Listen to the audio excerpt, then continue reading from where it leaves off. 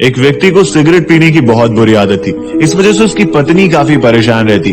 जब भी उसकी पत्नी उसे मना करती तो वो सीधा यही कहता कि मैंने इस बुरी आदत को नहीं पकड़ रखा, बल्कि इस बुरी आदत ने मुझे पकड़ लिया है। जब उसकी पत्नी बहुत परेशान हो गई तो उसे एक डॉक्टर के पास ले गई। डॉक्टर ने भी बहुत इलाज किया, दवाएं दी, लेकिन कोई फर्क नहीं दिखा। तो डॉक्टर ने कहा कि अच्छा तुम लोग एक काम करो, कल आना। जब अगले दिन वो दोनों पति पत्नी डॉक्टर के पास गए तो डॉक्टर एक पेड़ को पकड़ के चिपके हुए थे और डॉक्टर ने कहा कि देखो इस पेड़ ने मुझे पकड़ रखा है, तुम लोग कल आना। अगले दिन वो लोग फिर गए, डॉक्टर ने आज भी यही कहा और ऐसे करते करते 4-5 दिन तक वो डॉक्टर उन्हें कल कल करके बुलाते गए। एक दिन जब वो दोनों फिर से डॉक्टर के पास गए तो डॉक्टर ने कहा कि देखो तुम लोग कल आना। तो उसका पति काफी झल्ला गया और कहा कि क्या कल आना कल आना, मैं देख रहा हूँ रोज आप ये कहते हैं कि पेड़ ने मुझे पकड़ रखा है। ये साफ दिख रहा है कि आपने इस पेड़ को पकड़ रखा है और आप बड़ी आसानी से छोड़ सकते हैं। तो इस बार डॉक्टर बड़ी सीरियस टोन में कहते हैं कि यही तो मैं तुम्हें समझाने की कोशिश कर रहा हूँ कि इस बुरी आदत ने तुम्हें नहीं पकड़ा, बल्कि तुमने इस बुरी आदत को पकड़ रखा है। अर्थात हर शख्स अपनी अपनी जिंदगी में किसी न किसी बुरी आदत से जूझ रहा होता है और ये कहता है कि मैं इसे छोड़ने की कोशिश कर रहा हूँ लेकिन छोड़ नहीं पा रहा हूँ। लेकिन वो कहता है ना कि वो कोशिश ही क्या जिसमें आप कामयाबी ना हासिल कर पाओ। बुरी आदत को छोड़ने में 1 सेकंड लगता है, बस जरूरत है तो दिमाग से ठान लेने की। और याद रखो, विवेक आपसे हमेशा ये कहता है कि जिंदगी में कुछ ऐसा कर जाओ कि जमीन पर बैठने पर लोग उसे बड़क बन। लोग कहते हैं मैं काफी बोरिंग सा हूँ। वो क्या है ना, मैं थोड़ा एंटी सोशल हूँ, मुझे दोस्त बनाना नहीं आता और गलती से कोई दोस्त बन भी गया तो मुझे दोस्ती निभाना नहीं आता।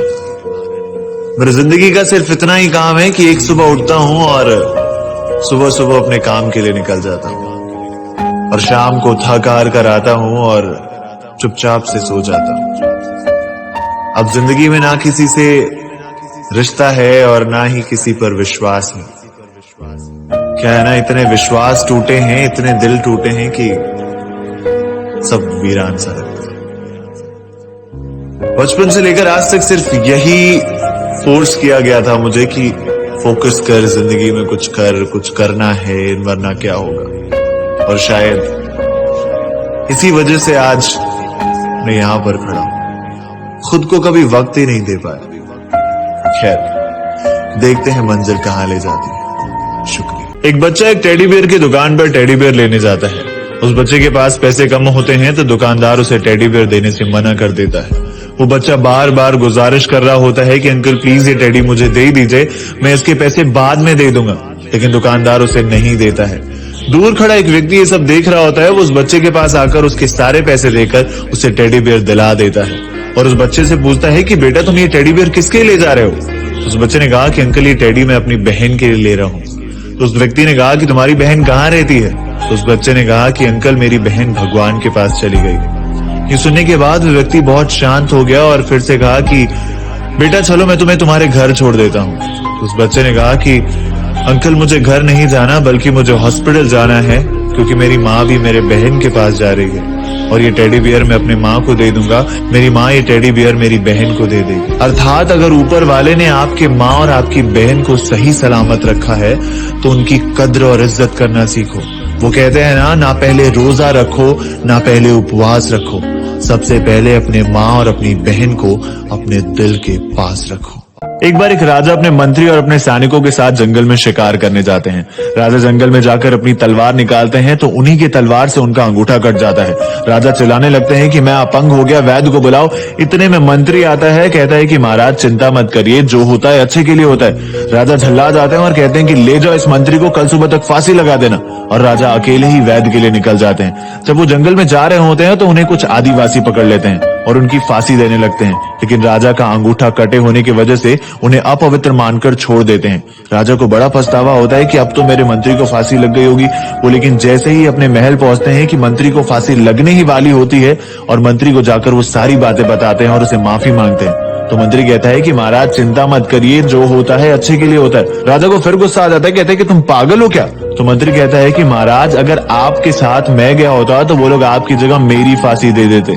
अर्थात हर शख्स की जिंदगी में कुछ न कुछ बुरा जरूर होता है, लेकिन ऊपर वाला हर बुरे के पीछे कुछ न कुछ अच्छा जरूर बनाता है। सिर्फ ये याद रखना कि आज जो बुरा है। एक लड़की नकाब में हर रोज एक गली से गुजरती। उस गली में एक लड़का भी रहता। लड़के ने उस लड़की की आंखों को देखा तो उसे मोहब्बत हो गई। जब अगले दिन लड़की वापस उस गली से गुजरी तो लड़के ने बड़े शायराने अंदाज में कहा कि ये पर्दा नशी पर्दा हटा, मेरी मोहब्बत कबूल कर जलवा दिखा। लड़की अनदेखा करके चली गई। दूसरी रोज फिर लड़की आई, लड़के ने फिर इसी तरह कहा तो लड़की फिर अनदेखा करके चली गई। तीसरी रोज फिर लड़की आई, लड़के ने फिर कहा कि ये पर्दा नशी पर्दा हटा, मेरी मोहब्बत कबूल कर जलवा दिखा, अगर तू जलवा नहीं दिखाएगी तो मैं खुदकुशी कर लूंगा। लड़की फिर अनदेखा करके चली गई। चौथी रोज जब फिर लड़की आई और लड़का उसे नहीं दिखा तो उसने आसपास के लोगों से पूछा तो लोगों ने कहा कि वो लड़का तुम्हारी चाहत में खुदकुशी कर लिया।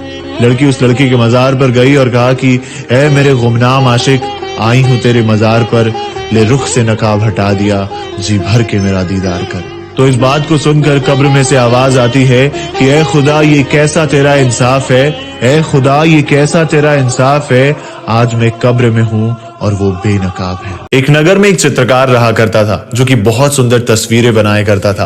एक दिन उसने एक तस्वीर बनाई और चौराहे पर ले जाकर टांग दिया और उस तस्वीर के नीचे लिखा कि जो भी कमियां इस तस्वीर में नजर आए उस पर निशान लगा दे। शाम को जब वो अपनी तस्वीर लेने गया तो वो तस्वीर पूरी तरीके से गंदी हो चुकी थी, उसे पूरा खराब कर दिया गया था। चित्रकार ये देखकर बहुत निराश हो जाता है और वो अपनी तस्वीर को लेकर अपने दोस्त के पास जाता है। दोस्त को सारी बातें बताता है तो दोस्त कहता है कि तू ऐसी ही एक दूसरी तस्वीर बना और इस बार लिखना कि जो भी कमियां इस तस्वीर में नजर आए उसको ठीक कर दे।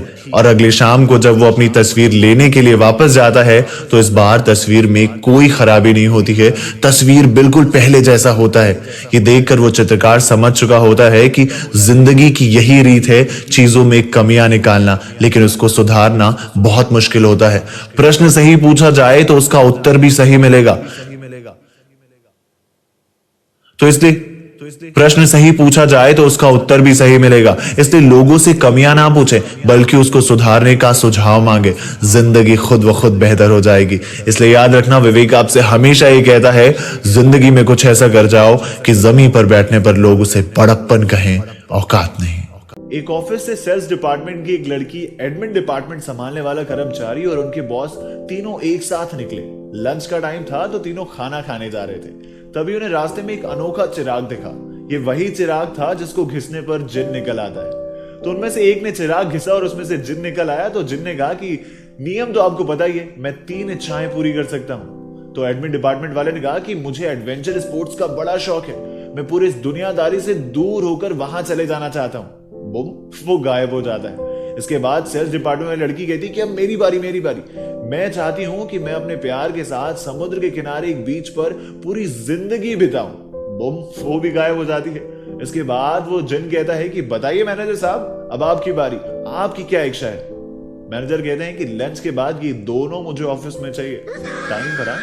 अर्थात जिंदगी में हमें हमेशा अपने बॉस को पहले बोलने देना चाहिए। याद रखना, जैसे सास भी कभी बहू थी, वैसे ही हर बॉस ने कर्मचारी के तौर पर ही शुरुआत की थी। बेहतर होगा कि अपने से बड़ों को पहले बोलने दिया जाए।